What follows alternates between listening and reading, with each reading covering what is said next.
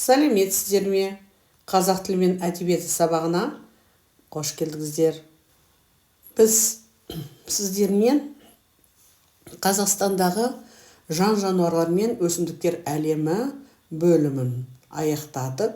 Бүгінгі біздің тақырыбымыз нәтиже сабақ мен не үйрендім. Сонымен сабақтың мақсаты тақырып бойынша үйренген сөздерді қолдана отырып мәтінде көтерілген мәселеге өз көзқарасын білдіру, мәліметтерді жинақтай отырып тақырып бойынша постер жасау. Алғашқы тапсырмамыз бинго ойыны. Кім торды тез толтырады? Әр торға тиісті сөздерді жазыңдар. То есть это игра бинго. Кто быстрее заполнит таблицу, то есть в каждый столбик впишите подходящие слова.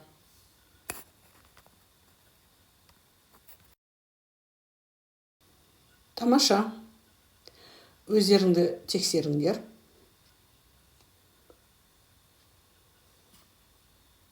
Следующее интересное задание. То есть здесь класс разделен на 5 групп.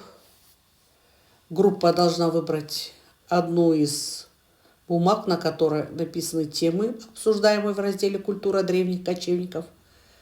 То есть группа должна рассказать то, что они знают в виде целого текста. Для этого первый ученик начинает предложение, а остальные дети одним за другим должны продолжить и показать свои знания по теме. Естественно, потом класс определяет группу, которая рассказал осмысленно и, конечно же, правильный текст. Тамаша.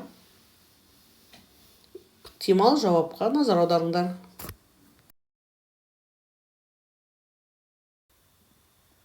Тұмар аңыз патшайым тақырыбында постер жасаңдар, оны сынып алдында қорғаңдар.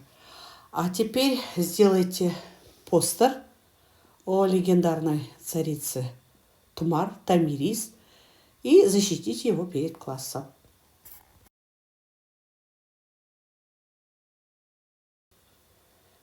Ықтимал жауапқа назар аударыңыздар.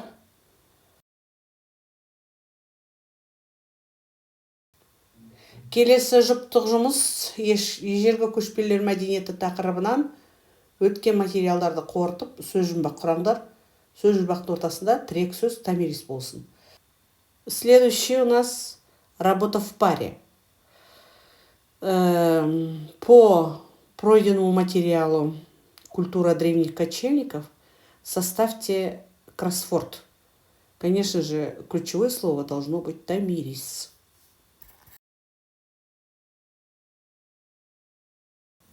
Керемет. Өздеріңді тексеріңдер.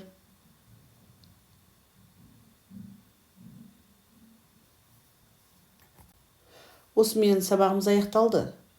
Сау болыңдар. Назарларыңа рахмет.